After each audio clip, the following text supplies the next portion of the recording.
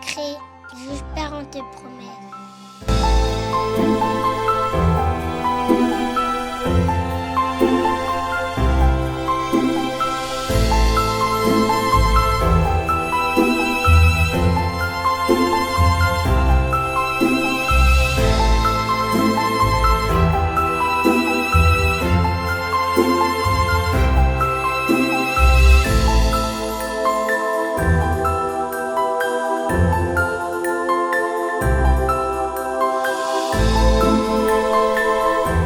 Bien-aimés dans le Seigneur, que Dieu vous bénisse, que la paix, que la grâce et que la faveur de notre Seigneur et Sauveur Jésus-Christ vous soit multipliée par la connaissance de sa parole.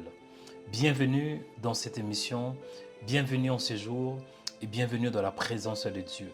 Vous êtes connectés au bon endroit et au bon moment pour recevoir l'espoir. Vous êtes dans l'espoir au matin. L'espoir au matin. Pourquoi? Parce que c'est important que nous recevions l'espoir dès le matin. Et cet espoir ne vient pas d'un homme.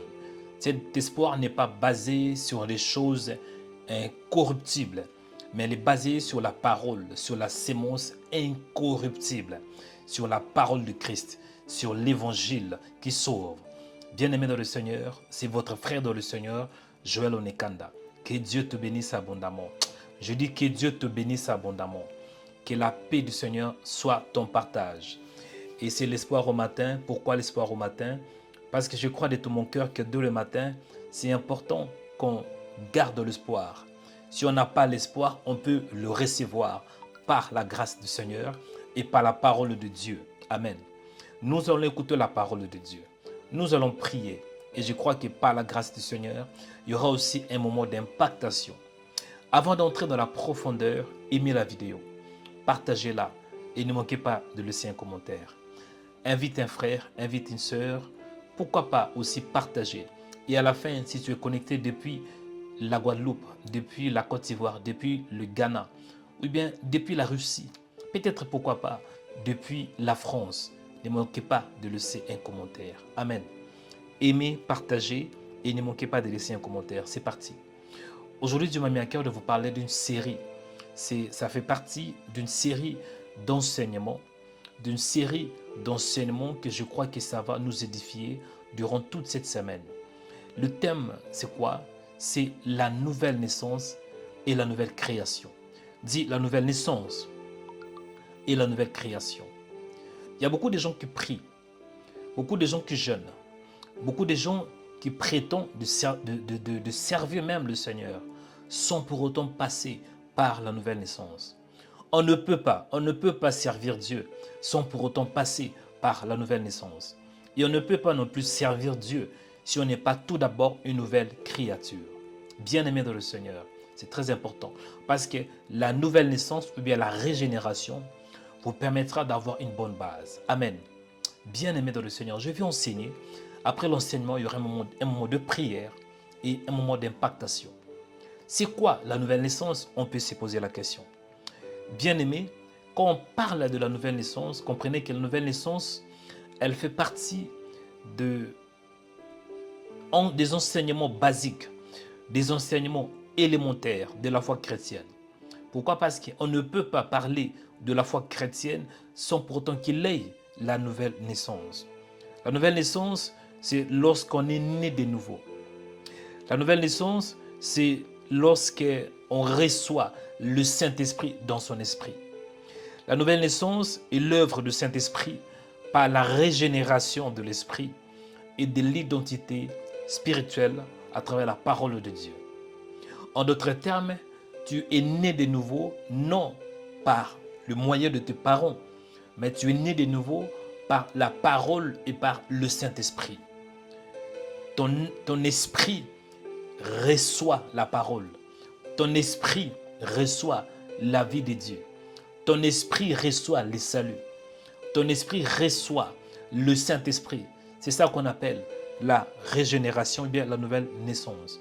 Et lorsque tu es né de nouveau, c'est alors que tu deviens une nouvelle créature. Pourquoi? Parce que tu ne peux pas devenir une nouvelle créature sans pour autant que tu naisses. Tu ne peux pas être un disciple de Jésus sans pour autant que tu naisses. Tu ne peux pas être un ambassadeur de Christ sans pour autant que tu sois établi. Tu ne peux pas, bien-aimé dans le Seigneur, faire partie du royaume des cieux si tu n'es pas né de nouveau. Et je crois de tout mon cœur que la nouvelle naissance, la régénération est importante. Et c'est même une obligation pour qu'on voie la gloire du Seigneur. Et je prie qu'en ces jours, que Dieu t'accorde la grâce, que Dieu t'accorde son esprit, afin que tu naisses de nouveau et que tu deviennes une nouvelle créature. Il est écrit que si quelqu'un est en Christ, il est une nouvelle créature. Avant d'être une nouvelle créature, tu dois être en Christ. Lorsque tu es en Christ, c'est alors que tu seras une nouvelle créature. Il y a des gens qui veulent prier, il y a des gens qui veulent être exaucés par Dieu sans pour autant être en Christ. C'est Christ lui-même qui nous donne son esprit. Amen. On peut se poser alors la question, c'est quoi la nouvelle créature, mais la nouvelle création? D'une manière simple, c'est le nouvel homme créé selon Dieu dans une justice et une sainte qui produit la vérité. En d'autres termes, c'est un homme nouveau, un nouveau type d'homme qui n'existait pas encore, mais qui existe par la parole de Dieu. Et le fait qu'il existe, maintenant, la parole qui est en lui produit la vérité et la justice. Qui est un nouvel homme? Un nouvel homme ou bien une nouvelle créature, c'est la nature divine qui habite dans l'homme. C'est une nouvelle création. Parce que quand on parle de la création, il y a deux créations. Il y a la création adamique et il y a la création de Christ. La création adamique, c'est quoi? Tout être humain dans ce monde, il provient d'Adam. Nous sommes tous les descendants d'Adam. Nous sommes de la lignée charnelle d'Adam. Et Jésus, il est le premier-né de toute la création. Cela veut dire de la création selon l'Esprit de Dieu. Donc, si tu crois en Jésus, tu vas appartenir à la lignée de Christ et tu vas être appelé la nouvelle créature. Et lorsque tu es né de nouveau, cela veut dire toutes choses sont passées. Quand on dit toutes choses, c'est plus les choses spirituelles, comme la condamnation, parce que l'homme était condamné à cause du péché. Lorsque tu viens en Jésus, la condamnation est passée. Avant que l'homme vienne à Jésus, l'homme était pécheur. Lorsque tu viens à Jésus, le péché n'est pas seulement expié. Le péché n'est pas couvert, mais le péché est complètement effacé par le sang de l'agneau. Lorsque tu viens en Jésus, au lieu que tu es en enfer, l'enfer est passé. Maintenant, c'est la gloire et la vie éternelle. Lorsque tu viens en Jésus, au lieu qu'il est à la mort, parce que tout être humain qui est dans cette terre, sur cette terre, il est mort spirituellement. Il n'est pas en communion, il n'est pas en contact. L'esprit de l'homme n'est pas en contact avec Dieu. Maintenant, lorsqu'on vient à Christ, l'esprit est sauvé, l'esprit reçoit la vie. Au lieu d'être mort, on a maintenant la vie par le Saint-Esprit. Amen. Bien-aimé, donc lorsque tu es né de nouveau, c'est alors que tu seras une nouvelle créature. Et la nouvelle créature, ou bien l'homme nouvel, il n'agit pas selon le modèle de ce monde. Il n'agit pas selon le principe de ce monde. Il ne pense pas selon le monde actuel. Mais il pense, il agit aussi selon le principe du royaume. Et parmi ces principes, nous avons la foi. Parce que la nouvelle création, il ne vit pas par la vue, mais il vit plutôt par la foi. Il est écrit que nous ne marchons pas par la vue, mais nous marchons par la foi. Et le juste vivra par la foi. Amen. Maintenant, lorsqu'on est une nouvelle créature, lorsqu'on est né de nouveau, on devient une nouvelle créature. Et cette nouvelle créature doit vivre dans un monde qui n'est pas aussi visible. C'est ce qu'on appelle le royaume des dieux. Dit le royaume des dieux. La nouvelle créature ne vit pas selon le principe de ce monde. Il est dans le monde, mais il n'est pas de ce monde. Il est en réalité d'une autre dimension. Il est d'un autre monde, ce qu'on appelle le royaume des dieux. C'est quoi le royaume des dieux? On peut se poser la question. D'une manière simple, pour comprendre le royaume des dieux, c'est important de comprendre premièrement le royaume d'une manière générale. Le royaume, bien aimé, c'est un territoire soumis à l'autorité des rois.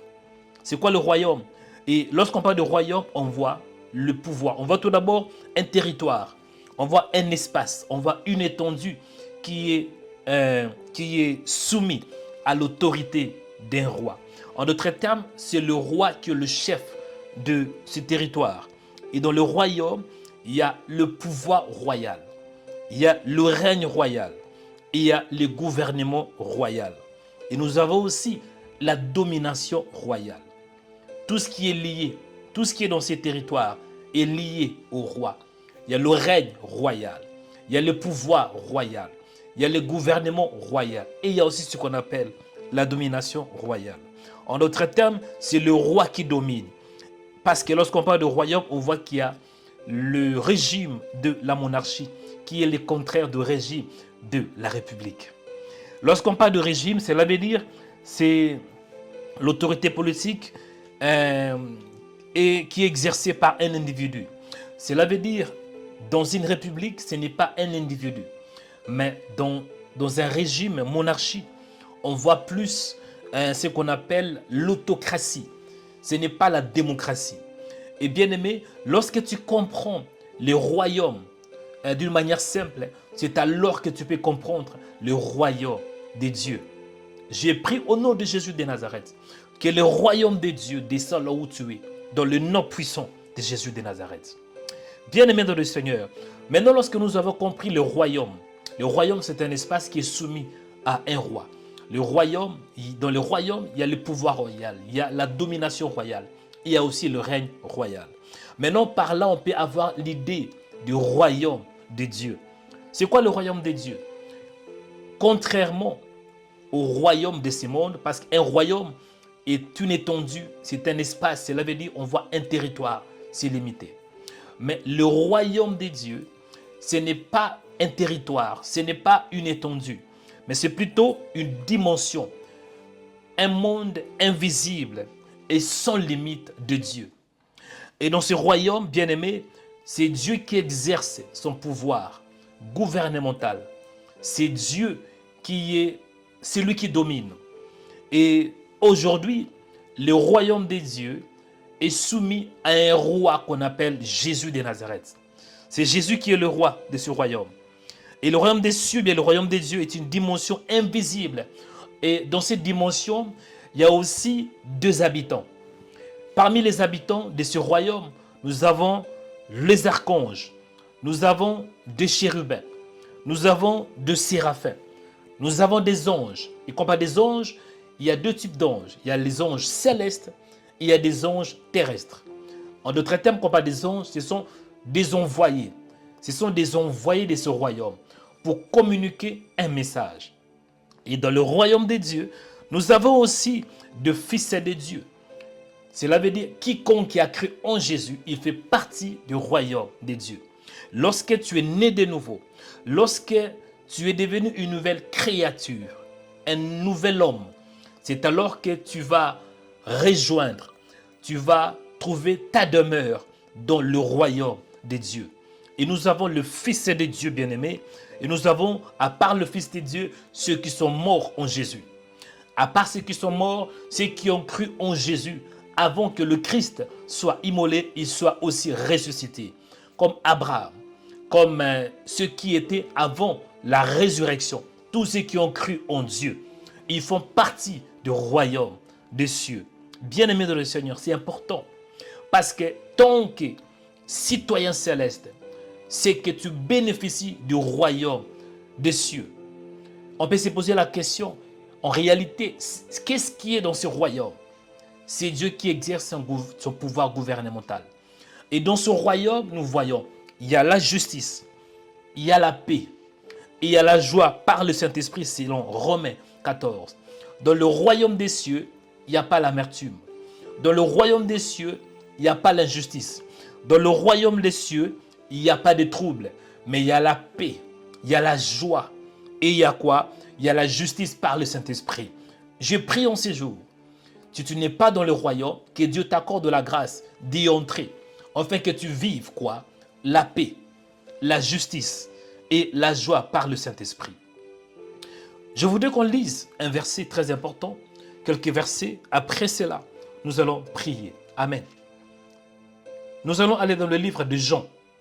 Jean chapitre 3, verset 1 à 6. Que dit la Bible? Il est écrit ainsi. Il y a eu un homme d'entre les pharisiens, nommé Nicodème, un chef des Juifs, qui vint à lui, auprès de Jésus, de nuit et lui dit, Rabbi, nous savons que tu es un docteur venu de Dieu, car personne ne peut faire ces miracles que tu fais si Dieu n'est avec lui. Jésus lui répondit, en vérité, je te l'ai dit, si un homme n'est né d'eau, si un homme n'est né de nouveau, il ne peut voir le royaume de Dieu. Nicodème lui répondit, comment un homme peut-il naître quand il est vieux? Peut-il entrer dans les seins de sa mère et naître? Verset 5, Jésus répondit, en vérité, je te l'ai dit, si un homme n'est né d'eau et d'esprit, il ne peut entrer dans le royaume des dieux. Ce qui est né de la chair est chair, ce qui est né de l'esprit est esprit. Amen. Bien-aimés dans le Seigneur, j'espère que la plupart d'entre nous, nous connaissons l'histoire qui s'est passée entre cette rencontre entre Nicodème, qui était le chef des Juifs, et Jésus, qui était le roi des rois, qui était le maître, qui était celui qui a enseigné à ses disciples la parole authentique du Seigneur. Bien-aimés, et dans ce contexte, on voit un homme qui s'appelait Nicodème, dit Nicodème. Nicodème, il vint auprès de Jésus, c'était en pleine nuit. Pendant la nuit, il lui pose une question, Rabbi, qui veut dire maître. Maître, nous savons que tu es un docteur venu de Dieu, car personne ne peut faire ces miracles que tu fais si Dieu n'est avec lui. En fait, il était un peu, comment je peux dire, choqué par des genres de miracles que Jésus faisait. Il était emporté par des genres de miracles que Jésus faisait, parce que Jésus était un faiseur de miracles.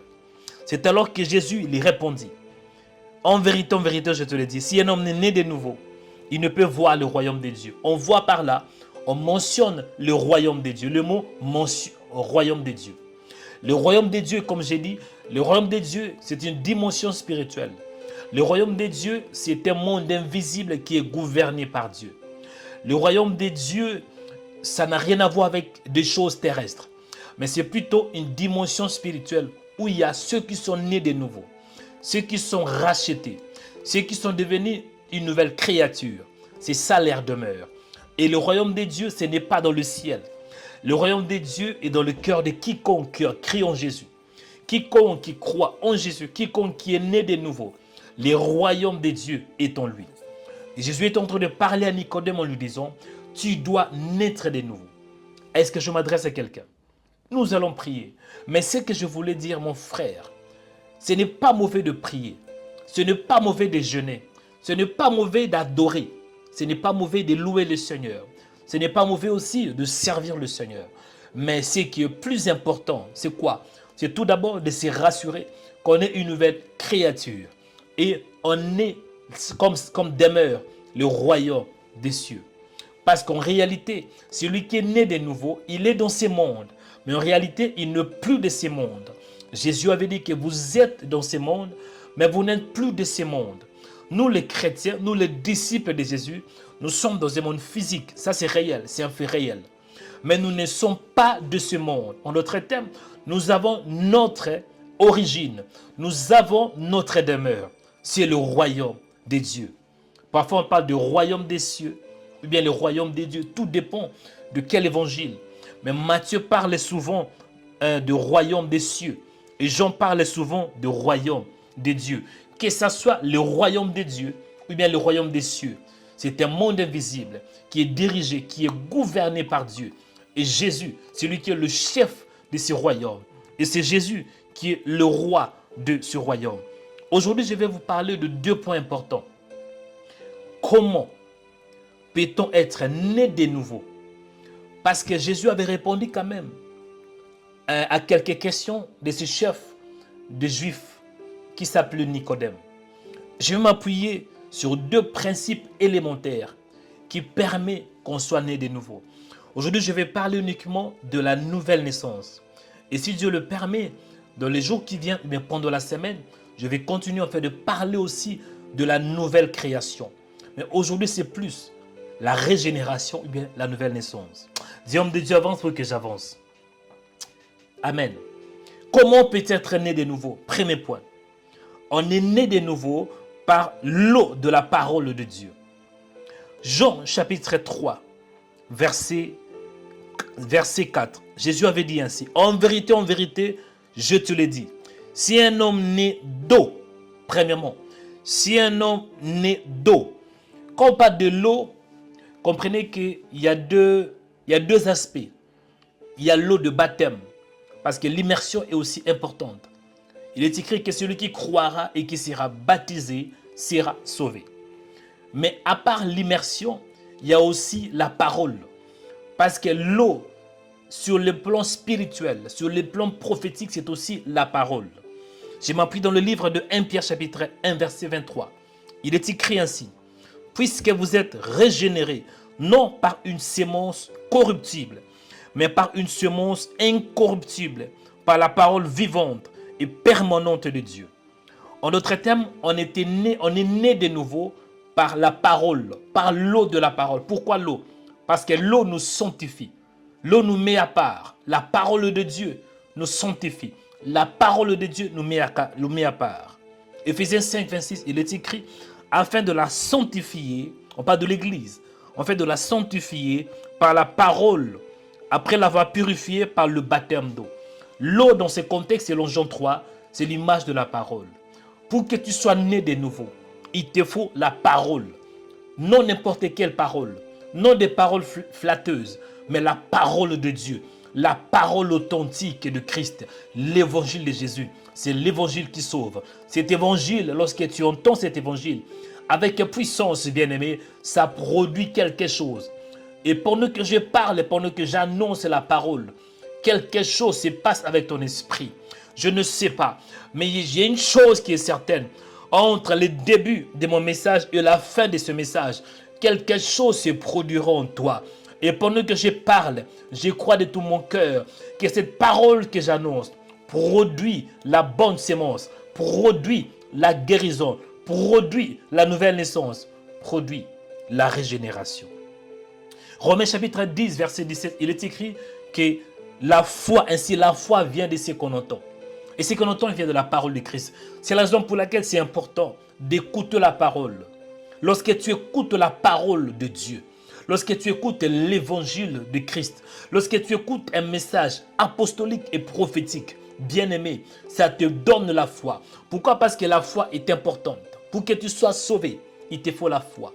Éphésiens dit ainsi que nous sommes sauvés par la foi, par la grâce, au moyen de la foi. La foi est un moyen par lequel on peut être sauvé. Lorsque tu as la foi en Jésus, tu seras sauvé. Mais pour que tu aies la foi, il te faut quoi? La parole de Christ. Parce que la parole de Christ te donne la vie. Lorsque tu écoutes la parole, c'est l'esprit qui vient. Cet esprit bien-aimé, lorsque ça voit que ton cœur est disponible, ton cœur est ouvert, tu vas recevoir la vie au niveau de ton esprit. Est-ce que je m'adresse à quelqu'un? Deuxième point. Comment peut-on être né de nouveau? Jésus avait dit, si un homme n'est né d'eau et d'esprit, le premier point pour être né de nouveau, on a besoin de la parole de Dieu. Deuxièmement, on a besoin de l'esprit de Dieu. E avec un grand majuscule, et E majuscule. E bien-aimé qui fait allusion à l'esprit de Dieu. Pourquoi? Parce que tu ne peux pas être né de nouveau juste par la parole. Il y a des gens, vous pouvez prêcher la parole, ça ne sert à rien. Mais il faut que cette parole soit accompagnée par l'Esprit de Dieu, l'Esprit de l'Éternel. Bien-aimé, il est écrit dans Jean 1, 12. Mais à tous ceux qui l'ont reçu, à tous ceux qui croient en son nom, elle a donné le pouvoir de devenir enfants de Dieu. Lesquels ne sont pas nés, lesquels sont nés non du sang, ni de la volonté de la chair, ni de la volonté de l'homme, mais de Dieu. Cela veut dire qu'on parle de l'esprit, on va Dieu lui-même. Parce que dans Genèse 1, il est écrit, au commencement, Dieu créa le ciel et la terre. La terre était en forme vide, il y avait de ténèbres à la surface de la vie. Et l'esprit de Dieu, Dieu est esprit. Donc lorsque l'esprit de Dieu accompagne sa parole, il y a la nouvelle naissance. quelque chose se passe. Et je crois que quelque chose se passera dans ta vie. Et quelque chose se passe déjà maintenant, au nom de Jésus. Parce que je prêche la parole de Jésus. Et cette parole est accompagnée par l'Esprit du Seigneur. Est-ce que je m'adresse à quelqu'un? Lorsqu'on parle de l'Esprit et la parole, Jésus avait dit, en vérité, je te l'ai dit, si un homme n'est né d'eau et d'esprit, il ne peut entrer dans le royaume. Quand on parle de l'eau et l'esprit, en réalité, il n'y a pas de différence parce que Jésus est la parole et Jésus est aussi esprit. Il est écrit dans Jean 6, 63. C'est l'esprit qui vivifie. La chair ne sert de rien. Les paroles dont je vous ai dites sont esprit et vie. Cela veut dire la parole de Dieu est esprit et vie. Si tu écoutes la parole de Dieu et cette parole est accompagnée par l'esprit, c'est que ça va produire la régénération. Lorsque tu es né de nouveau, mon frère, c'est alors que tu vas entrer dans le royaume des cieux. Lorsque tu entres dans le royaume des cieux, c'est que tu entres dans la présence du Seigneur. C'est que tu entres dans la gloire. C'est que tu entres dans l'éternité. C'est que tu entres dans sa splendeur. En d'autres termes, c'est que tu es en Christ. Christ, c'est lui qui est le royaume de Dieu. Lorsque Jésus était dans ce monde sur la terre, à plusieurs reprises, il disait que le royaume des cieux est parmi vous. Pourquoi? Parce que lui-même incarnait le royaume des cieux. Aujourd'hui, Jésus-Christ, c'est lui qui est le chef de l'église. Il est la tête. En d'autres termes, il n'y a pas d'église sans la personne de Jésus de Nazareth. Lorsque tu crois en écoutant la parole de Dieu, lorsque tu crois en écoutant la parole qui est accompagnée par l'Esprit, il y aura la régénération. Et cette régénération te permettra de maintenant devenir ce qu'on appelle un participant de la nature divine. En d'autres termes, lorsque tu es né de nouveau, c'est alors que tu es une nouvelle création. Il est écrit que si quelqu'un est en Christ, il est une nouvelle création. Si tu entres dans le royaume des cieux, c'est que tu es une nouvelle création. Il n'y a pas de nouvelle création sans pour autant qu'il ait la nouvelle naissance. Il n'y a pas la nouvelle naissance sans pour autant qu'il ait la parole et l'esprit. Donc c'est important qu'il ait la parole de Dieu et que cette parole soit accompagnée par l'esprit. C'est alors qu'il y aura la vie Zoé, le royaume des cieux, la puissance manifestée de Dieu. C'est alors, bien-aimé, tu vas entrer dans la splendeur. Si tu es né de nouveau, né par l'eau de l'esprit, l'eau et esprit, c'est alors que tu vas entrer dans le royaume des cieux. Et lorsque tu vas entrer dans le royaume des cieux, tu deviens intouchable, imbattable. Tu deviens comme un vent. On peut te combattre. Tu peux être réclamé. On peut envoyer le meilleur balle contre toi. Oui, tant que humain, tant que tu es sur cette terre, tu auras ce genre de choses. Mais dans le royaume des cieux, il n'y a pas d'échec. Les habitants du royaume des cieux, ils sont plus que vainqueurs. Il est écrit dans Romains, mais nous sommes, quand on dit nous, on fait allusion aux habitants, aux participants de la nature divine, à la nouvelle création, à ceux qui sont nés de nouveau, à ceux qui ont reçu la marque de Dieu, à ceux qui ont reçu les sceaux de l'esprit, à ceux qui ont reçu la sémence incorruptible, à ceux qui sont régénérés par la parole authentique de Christ, à ceux qui ont écouté le message apostolique et prophétique. C'est alors, bien-aimé, qu'on devient une nouvelle créature.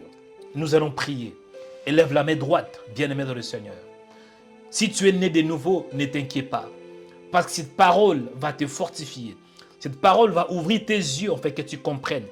Je suis en Christ. Je suis une nouvelle créature. Ce qui est passé est passé. Condamnation passée. Péché passé.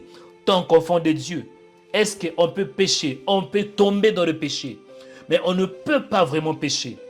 Pratiquer le péché pour un enfant de Dieu, ce n'est plus possible. Pourquoi? Parce qu'on est maintenant une nouvelle créature. Tant qu'humain, on peut tomber dans le péché. Mais on ne peut pas pratiquer le péché. Tant qu'humain, nous sommes dans ce monde. On peut, oui, tant qu'humain, on peut tomber, mais pas pratiquer le péché. pas vivre dans le péché. Pourquoi? Parce que le péché n'est plus notre nature. Notre nature est la sainteté. Notre nature est la justice. Parce que dans le royaume de Dieu, dans le lieu où nous sommes, ce monde invisible qui s'appelle le royaume des cieux, il n'y a pas le péché. Par contre, il y a la justice, il y a la joie et il y a la paix par le Saint-Esprit. Et nous allons prier, bien-aimés, que la parole que tu as entendue, que cette parole produit en toi quelque chose. Que la parole de Christ produit la vie là où il y a la mort. Prions au nom de Jésus de Nazareth. Père, je te rends grâce pour ce message qui nous aide à comprendre les choses célestes. Parce que la chair ne peut pas hériter le royaume de Dieu. Ce qui est né de l'esprit est esprit. Ce qui est né de la chair est chair. Mon Père, je te dis merci pour le message d'aujourd'hui. Ce message aussi me concerne. J'ai pris, Seigneur, au nom de Jésus. Aide-moi d'avoir la conscience du royaume des cieux et de la nouvelle créature. Je suis une nouvelle créature. Je suis un nouvel homme en Christ Jésus. J'opère selon le royaume de mon Père. J'opère selon le principe du royaume de Christ.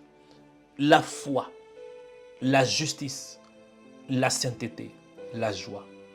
Aide-moi maintenant, Seigneur, de vivre selon le principe de ton royaume, afin que le royaume du ciel soit mon partage.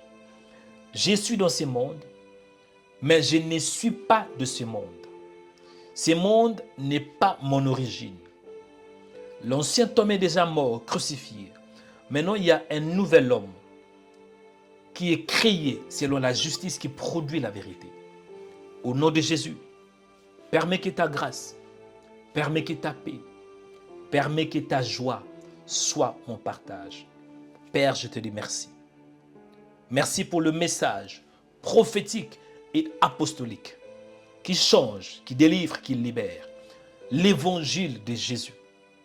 L'évangile pur. Ô Père, merci. Parce que je suis une nouvelle créature. Nous avons 2 points de prière.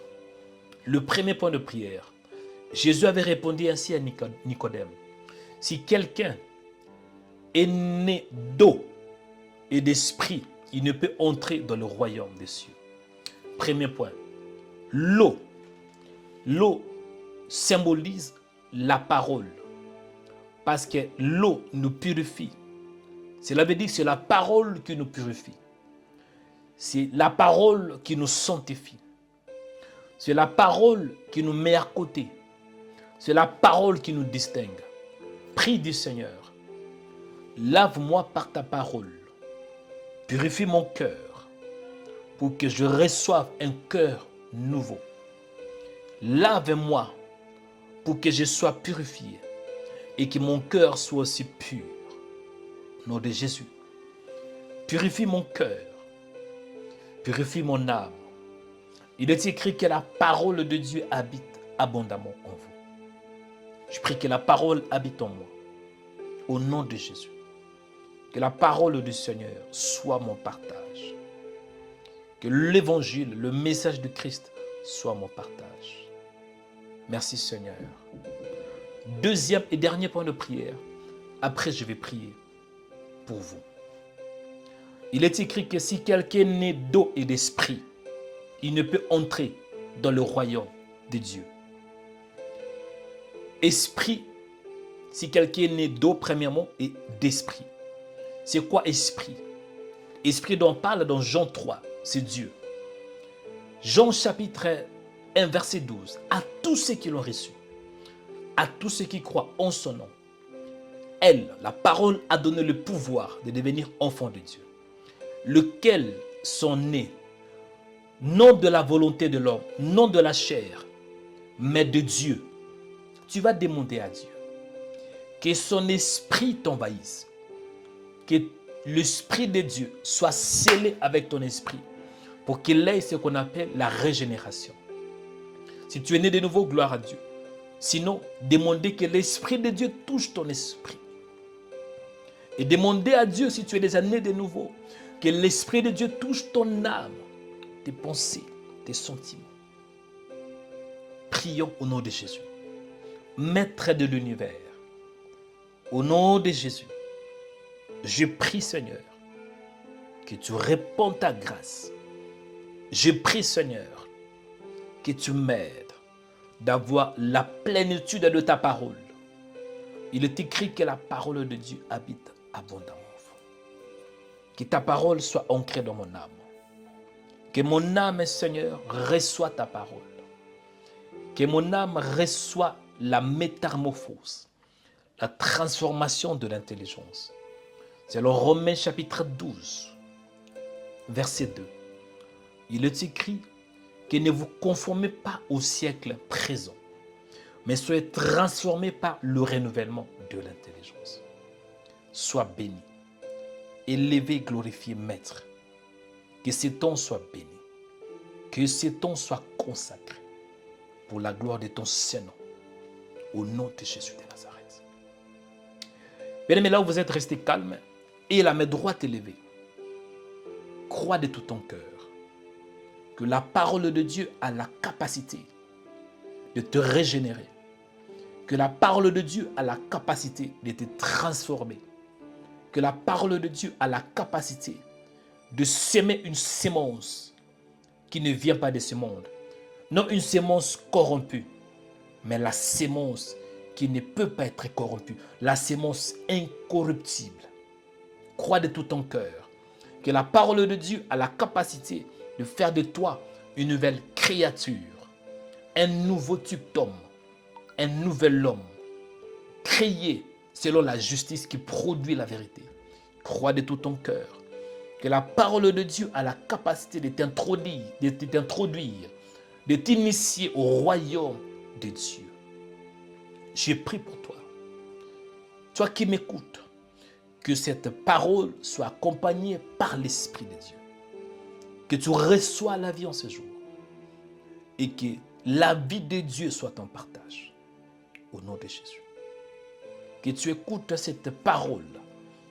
Et que cette parole produit la vie là où il y a la mort. Cette parole produit la lumière là où il y a le ténèbre.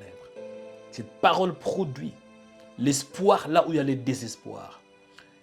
Que cette parole produit la joie là où il y a la tristesse. Que cette parole produit la guérison là où il y a la maladie. Au nom de Jésus. Que cette parole soit accompagnée par l'Esprit de Dieu. Il est écrit, si quelqu'un est né d'eau et d'esprit, c'est alors qu'il peut entrer dans le royaume. Que l'eau te lave, la parole de Dieu te sanctifie.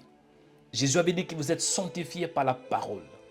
Que la parole te distingue de la masse de ta famille. Que la parole te sanctifie, te met à part, te fasse de toi la réserve de Dieu. Que la parole de Dieu puisse apporter la vie en toi. Tu reçois ces paroles. Que Dieu te bénisse.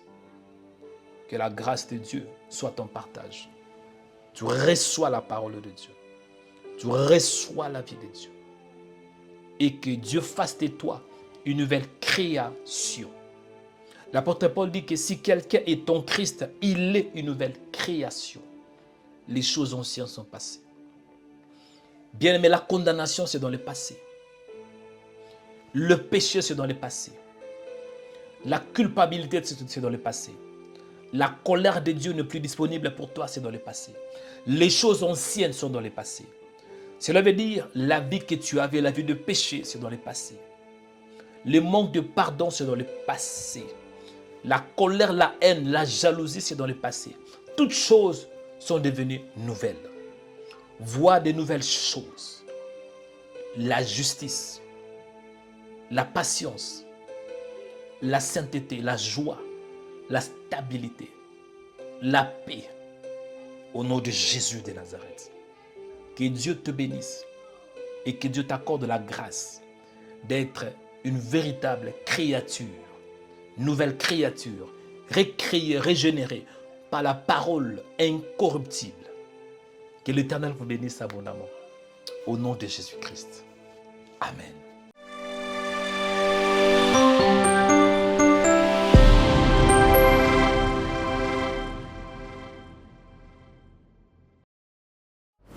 Rhema Web organise une conférence de prière. Samedi 18 juillet à 15h et dimanche 19 juillet à 11h. 2 jours de prière et de guérison. L'adresse est Salle 1000 Club 26, rue Léon Roger 76 200, Dieppe. Venez vivre 2 jours de prière. 2 jours avec Jésus-Christ. 2 jours d'adoration. 2 jours de louange. 2 jours de guérison. 2 jours de délivrance. 2 jours de gloire. 2 jours de transformation. 2 jours d'onction prophétique. 2 jours de libération. 2 jours avec le Saint-Esprit. 2 jours de puissance. La Bible dit que Jésus-Christ est le même, hier, aujourd'hui et éternellement. L'orateur sera le prophète Joël Tonekanda. Il était malade et il faillit mourir. Mais Jésus-Christ l'avait guéri par l'onction du Saint-Esprit. Bienvenue pour recevoir ta guérison par le Saint-Esprit. Samedi 18 juillet à 15h et dimanche 19 juillet à 11h à 1000 Club 26, rue Léon Roger 76 200 Dieppe. L'entrée est gratuite, mais inscrivez-vous en scannant le QR code ou sur le site de Rhema Web. Que Dieu vous bénisse.